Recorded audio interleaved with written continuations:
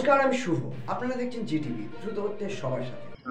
আমরা অ্যাকচুয়ালি গত সপ্তাহ থেকে শুরু করেছি। আমরা বিভিন্ন বাজারে গিয়ে বিভিন্ন যে শাকসবজি, আলু, পেঁয়াজ তার দাম কেমন আছে, সেটা কতটা আমাদের বাড়ছে কমছে, এই বিষয়গুলো নিয়ে আমাদের জেলা স্তরীয় যে কমিটি আছে এবং আমাদের সাব ডিভিশনাল যে কমিটি টাস্ক ফোর্স আছে, তাদের সদস্যরা আমরা সবাই আছি। আমরা সবাই মিলেই যাচ্ছি, অভিযানে যাচ্ছি, কোথাও দাম বেশি নিচ্ছে কিনা, ঠিকঠাক বিক্রি হচ্ছে কিনা, যাতে যারা খরিদ্দার আছেন তারা যাতে ঠিক মানে সঠিক মূল্যে শাকসবজি আনাজ পান, সেগুলোর দিকে আমরা নজর রাখছি। পাইকারি বাজারগুলোতে কি এরকম অভিযান? হ্যাঁ, আমরা এর আগে নতুন বাজারে শুরু করেছিলাম, নতুন বাজারেও গেছি, আমরা সেখানে গিয়েও কথা বলেছি। এর আগে নতুন বাজারে গেছি, কাঁদি বাস স্ট্যান্ডের যে বাজার, সে বাজারেও গেছি। তারপরে ওখান থেকে আমরা স্বর্ণময়ী বাজারে গেছিলাম। আজকে এখানে এসেছি, এরপরে আরো কয়েকটি বাজারে যাব। কি দেখছেন, দাম দর কি ঠিক মতো রয়েছে নাকি আর বেশি দাম?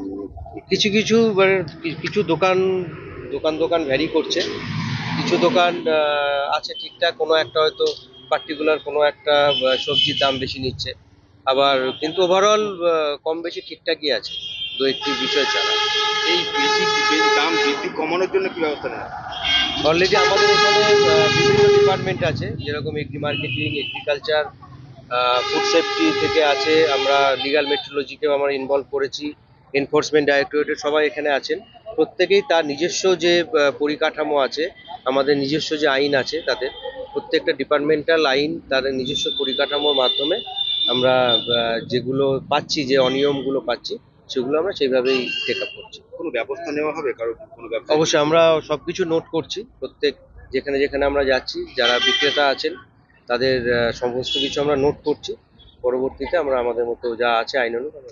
হ্যাঁ, বলছি বাজার নিয়ন্ত্রণ করতে গেলে যেমন পেট্রোল, চিনি, চালের দাম যেমন নির্দিষ্ট থাকে, সেইভাবে যদি আলুর স্টোরে গিয়ে আমরা যদি নির্দিষ্ট রাজ্য সরকার যদি আপনার নির্দিষ্ট দাম বেঁধে দেয়, সেখানে খুচরো মার্কেটে 5 টাকা বেশিতে বিক্রি হবে, কারণ 1 টাকা ক্যারিং খরচ পড়ে, 3-4 টাকা লাভ, শর্টেজ কিছু যাবে। তো সেইভাবে যদি বাজার নিয়ন্ত্রণ করে যে পটলের দাম নির্দিষ্ট এত দামের বেশি পাইকারি কিনা হবে না, তাহলে বিক্রি আপনার সেইভাবে হবে। আর এইভাবে আপনার বাজার নিয়ন্ত্রণ হবে না। এইভাবেই করলে একদম রাজ্য সরকারকে নির্দিষ্টভাবে আলু, পেঁয়াজ, রসুন, পটল, বেগুন নির্দিষ্ট দাম বেঁধে দিতে হবে, তাহলে সঠিক দামে পাবলিকে মাল পাবে। আর যদি নিয়ন্ত্রণ না হয়, তাহলে আপনার কোথাও কালোবাজারি হবে, কোথাও দাম বেশি হবে, কোথাও কমে হবে। এবার এইভাবে আপনার সার্ভে করে বাজার নিয়ন্ত্রণ করা যাবে না।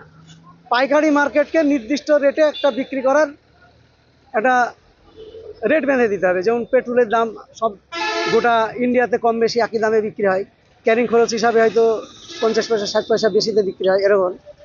তো আমিও বলতে চাই, বাজার নিয়ন্ত্রণ করতে গেলে একদম সরকারকে মানে নির্দিষ্ট চাষিদের একটা পটলের দাম হয়তো এত টাকা, আলুর দাম এই টাকা, পেঁয়াজের দাম এইভাবে একটা নির্দিষ্টভাবে বেঁধে দিতে হবে, তবে বাজার নিয়ন্ত্রণে আসবে। আপনারা এতক্ষণ দেখছিলেন জিটিভি, দ্রুত হচ্ছে সবার সাথে।